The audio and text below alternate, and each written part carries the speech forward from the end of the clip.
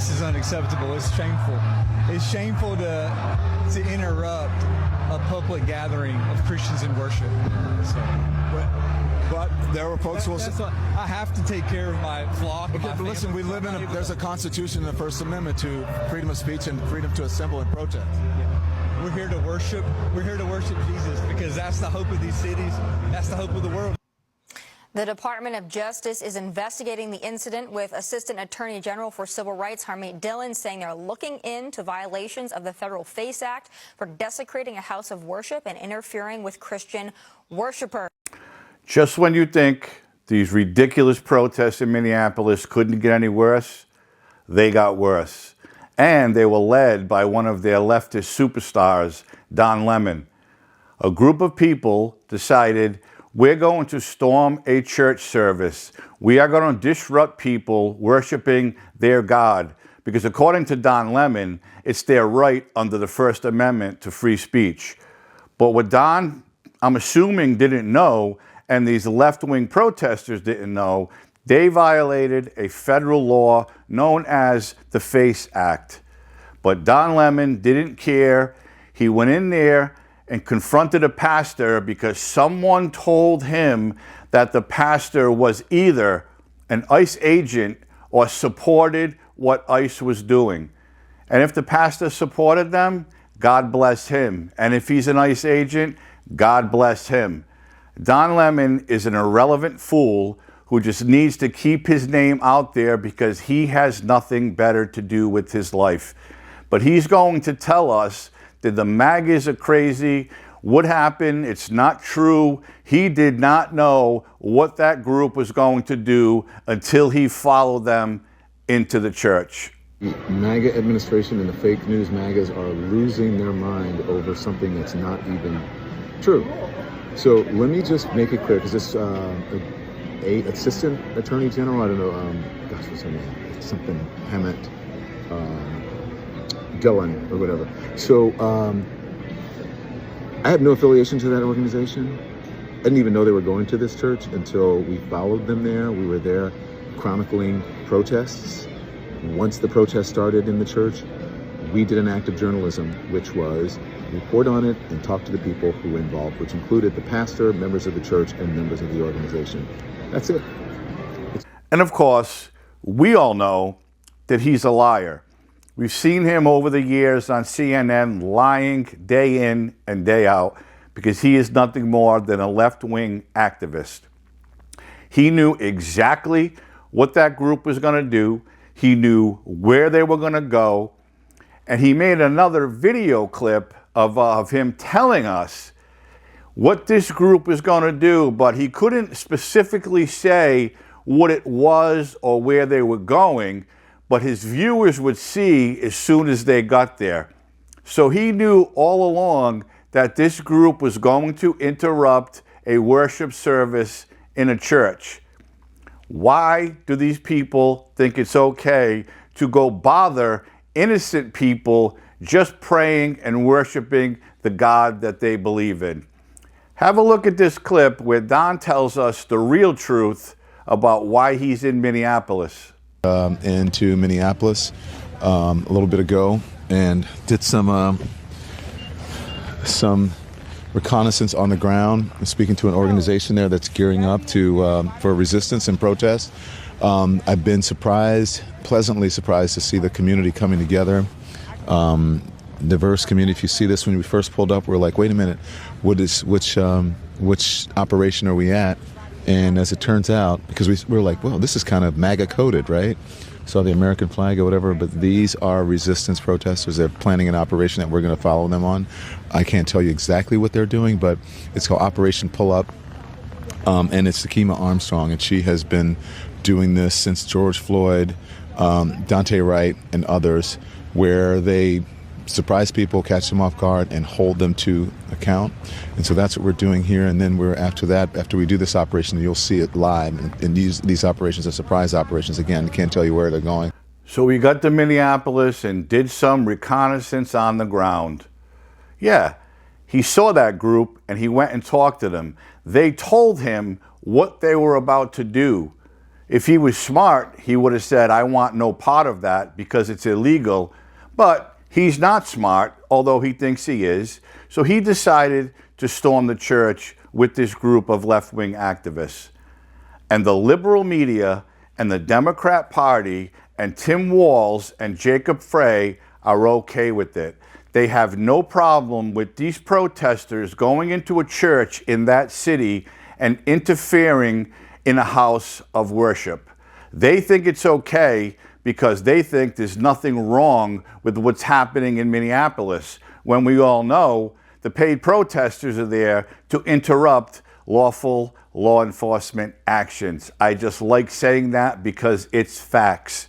The agents are there on the ground at the behest of the DOJ to arrest illegal alien criminals and remove them from the streets. And the left-wing activists are being paid to be there to interrupt what they are doing.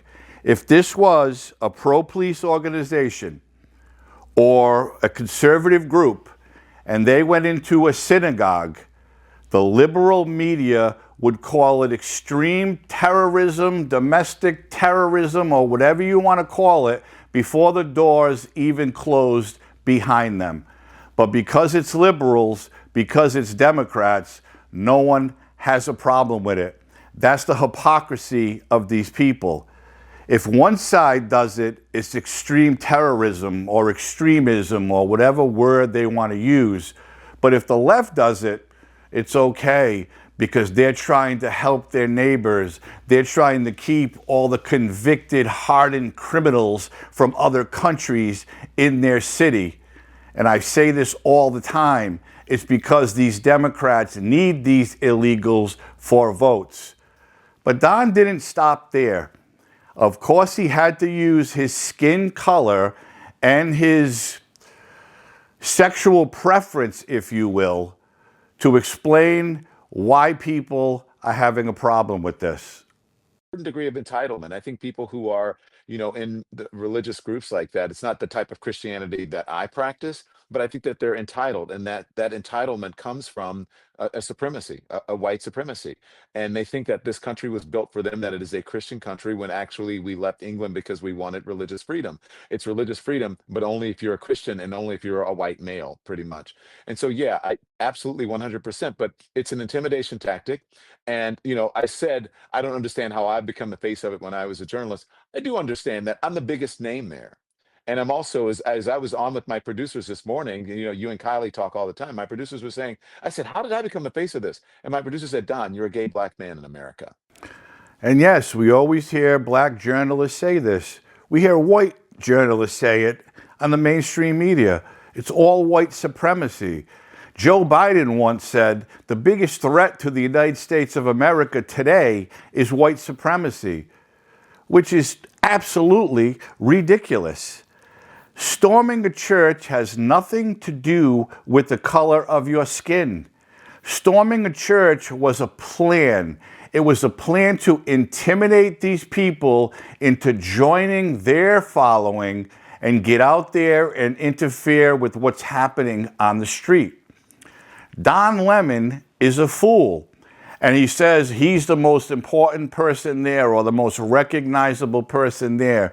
He, again, is irrelevant. Half of those people there probably didn't even know who he was, but he had cameras and a microphone, so they welcomed him in. But he did know what they were going to do. And then he said the producers told him people have a problem with it because he's a black, gay male. No one gives a shit that Don Lemon is gay. No one cares that he's black. And he calls it all white supremacy. But his husband is a white male. So is his husband a white supremacist too? Don Lemon claims that's not the Christianity I practice. Well, what does he practice? And what does his white husband practice? These people are seriously mentally ill. They have nothing else to do with their lives but interfere with the President of the United States and what he's trying to do under the law to make this country a safe place. The left-wing activists of today are terrorists. They do not peacefully protest. They do not just march up and down with signs. They cause chaos, mayhem.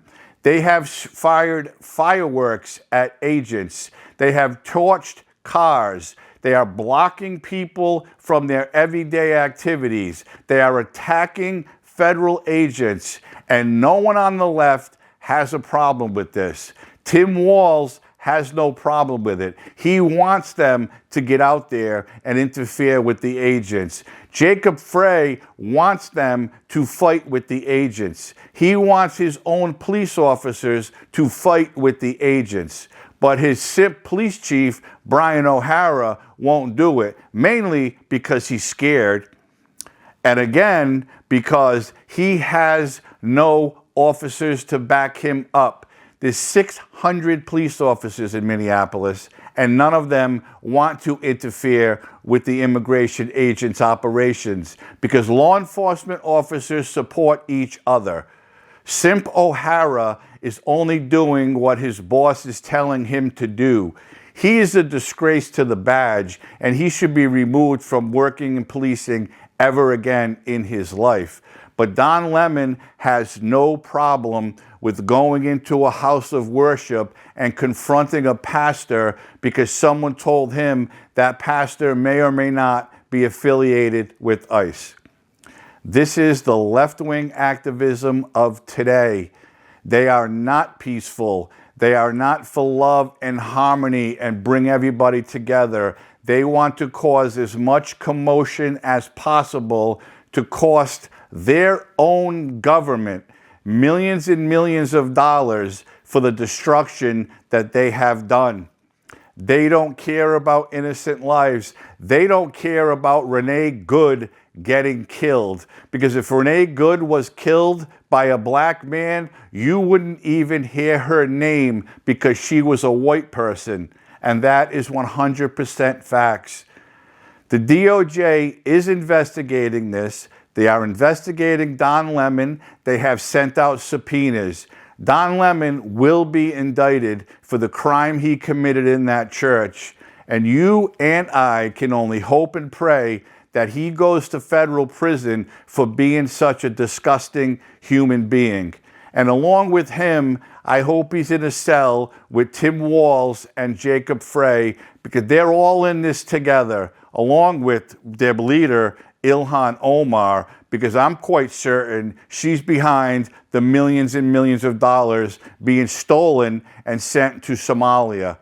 These people are disgusting human beings, and there is no place in the United States of America for extreme terrorists like them.